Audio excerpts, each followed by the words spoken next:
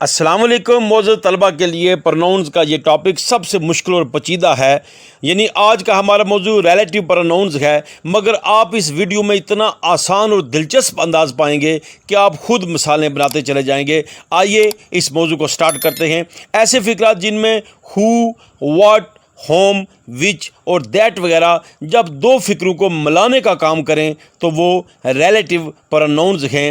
उर्दू में इनके मुख्तलिफ मतलब हैं। गौर करें, हु जब फ़िक्रे के दरमियान में आता है इसका मतलब जो या जिसे होता है। व्हाट इसका मतलब जो कुछ होता है। होम इसका मतलब जिसे या जिसको होता है। विच और दैट का मतलब जो होता है। आइए देखते हैं। जैसे मिसाल के तौर पर Adil saluted the teacher who टाट हिम इंग्लिश। यहाँ पर दो फ़िक्रात को हु से मिलाया गया है। Adil saluted the teacher, Adil ने टीचर को सलाम पेश किया। हु टाट हिम इंग्लिश, जिसने उसे अंग्रेज़ी पढ़ाई थी। इस जुमले में हु लफ्ज़ टीचर की बजाय बतौर प्रोनाउन इस्तेमाल हुआ है, जो कि दो जुमलों को आदिल सैल्यूटेड द टीचर और टाट हिम इंग्लिश को भी मिला रहा है। लिहाजा इसी तरह अगर फ़िक्रे में आ जाए यही वो आदमी है जिसे मैं कल मिला था, चूँकि जिसे यहाँ पर ऑब्जेक्टिव केस है इसलिए हु का ऑब्जेक्टिव केस होम होता है। यही वो आदमी है, दिस इज़ द मैन, यही वो आदमी है। होम आई मेट येस्टरडे, जिसे मैं कल मिला था। यहाँ पर होम दो फ़िक्रात को मिला रहा है। होम का इशारा उसके बिल्कुल पहले आने वाले मैन की तरफ है, यानी शख्स की तरफ है। आइए करेक्शन के रूल्स के मुताबिक एक एक करके इन तमाम रिलेटिव प्रोनाउन को समझते हैं। तो सबसे पहले हु सिर्फ़ इंसानों यानी ख़वातीन और हज़रात के लिए इस्तेमाल होता है, आदमी और औरत के लिए, लड़के और लड़की के लिए। और इसका मतलब जब ये दो फ़िक्रात को मिला रहा होता है इसका मतलब जिस या जो होता है। लिहाजा यही वो लड़की है जिसने मेरा स्वेटर बुना। यहाँ पर जिसने चूँकि सब्जेक्ट है तो लिहाजा इस पे नॉमिनेटिव केस आएगा। दिस इज़ द गर्ल, यही वो लड़की है। तो इस लड़की की तरफ इशारा हु निट माई स्वेटर, जिसने मेरा स्वेटर बुना था। इसी तरह वो लड़का जो वहाँ है वो मेरा बेटा है। The boy who is there, वो लड़का जो वहाँ है। हु इस नाउन बॉय का प्रोनाउन है हु।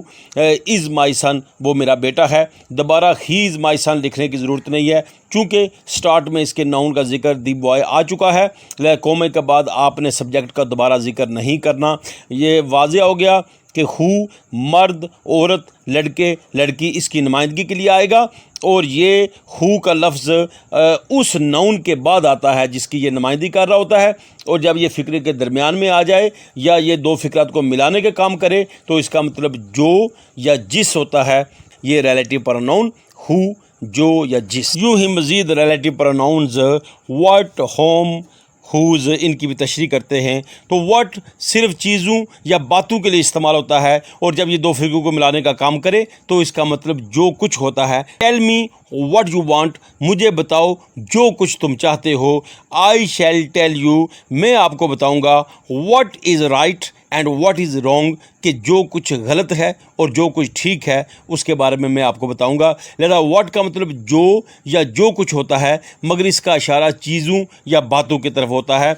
आगे जो हम पढ़ने जा रहे हैं होम और हुज़, याद रखें हु का मतलब जिस तरह जो या जिस होता है वो उसका नॉमिनेटिव केस है। इसी तरह अगर दो फ़िक्रात को मिलाने में किसी ऑब्जेक्ट की तरफ इशारा कर रहा हो तो ऑब्जेक्ट में जब इशारा कर रहा होगा तो उसका ऑब्जेक्टिव केस, हु का ऑब्जेक्टिव केस होम लगेगा। तो जैसे आपको ये दिस इज़ द थीव, यही वो चोर है। होम पुलिस अरेस्टेड, जिसे पुलिस ने गिरफ़्तार किया। यहाँ पर होम का इशारा थीव की तरफ है। थीव इस फ़िक्रे में ऑब्जेक्ट का काम कर रहा है, लिहाजा ऑब्जेक्ट का काम करने की वजह से हु का ऑब्जेक्टिव केस होम यहाँ पर यूज़ होगा, जिसका मतलब जिसे आएगा। चूँकि सब्जेक्ट जो है वो पुलिस है। दिस इज़ द थीव, यही वो चोर है। होम जिसे पुलिस अरेस्टेड, पुलिस ने गिरफ़्तार किया। इस तरह आबद इज़ द बॉय, आबद ही वो लड़का है। होम आई लाइक, जिसे मैं पसंद करता हूँ। यहाँ पर सब्जेक्ट आई है, जो आबद है वो ऑब्जेक्ट है। लिहाजा इस बॉय की तरफ जो इशारा है वो ऑब्जेक्टिव केस की तरफ है। लिहाजा हु का ऑब्जेक्टिव केस होम होता है, जिसका मतलब दो फ़िक्रात को मिलाने के वक्त जिसे होता है। आबद ही वो लड़का है जिसे मैं पसंद करता हूँ। इस तरह ہو جو ہے یہ ہو کا پوزیسو کیس ہے جو ملکیت یا قبضے کو ظاہر کرتا ہے. اس کے لیے اس کا مطلب جس کا ہوتا ہے. This is the girl whose mother is very kind. یہی وہ لڑکی ہے جس کی ماں بڑی شفیق ہے. جس کی، لہذا اس کی پوزیسو کیس آ گیا، جس کی ماں بڑی شفیق ہے. This is the teacher. یہی وہ استاد ہے. Whose method of teaching is very good. جس کا پڑھانے کا طریقہ بڑا اچھا ہے. لہذا جس کا جب دو فقرات کو ہوز سے ملایا جائے اس کا مطلب جس کا ہوتا ہے.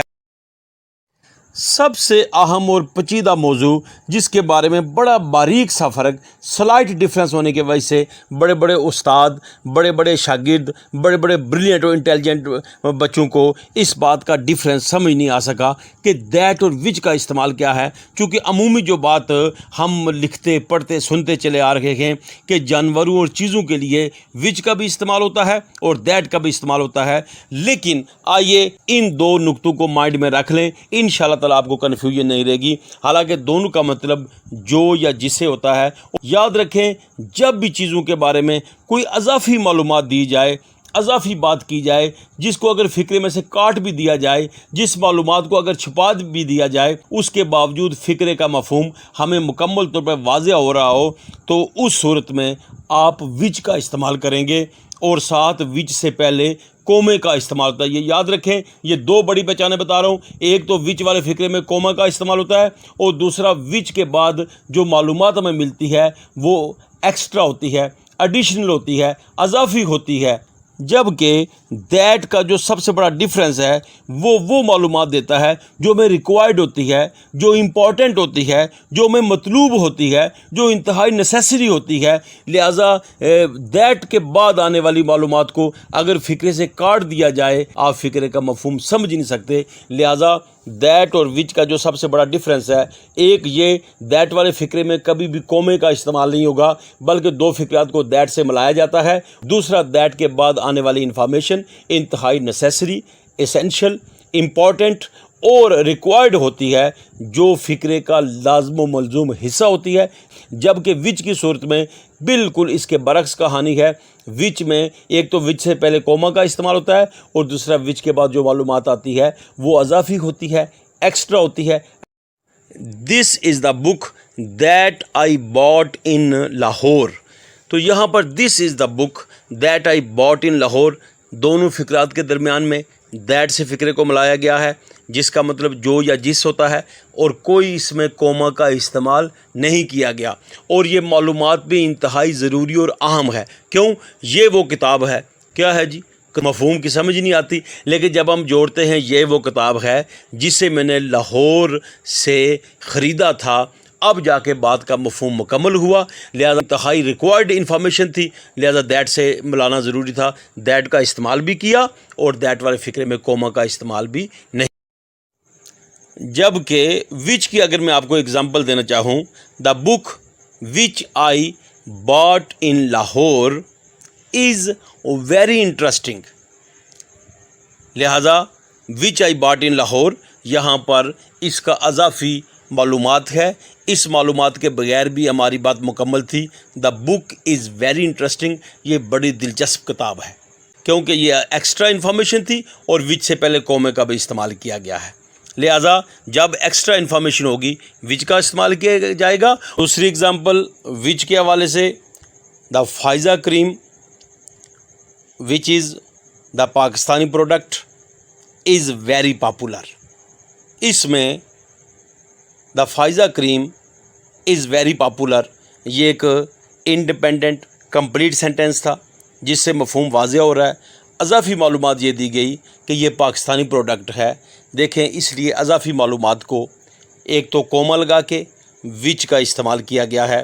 لہٰذا in short relative pronoun which use کریں گے جب دی گئی معلومات اضافی ہو، غیر ضروری ہو، اس کے بغیر بھی مفہوم مکمل ہوتا ہو. اور ایسی معلومات جو ریکوائرڈ ہو، امپورٹنٹ ہو، جس کے بغیر مفہوم مکمل نہ ہو رہا ہو، اس وقت ہم دیٹ کا استعمال کریں گے چیزوں یا جانوروں کی وضاحت کے لیے وچ اور دیٹ دونوں کا استعمال ہوتا ہے. اگر آپ کو ہماری ویڈیو اچھی لگی ہے تو پلیز اسے لائک کریں اور شیئر کریں اور ہمارے چینل کو سبسکرائب کریں. Kindly press the bell to receive the instant notification of our new uploading videos. Thanks a lot.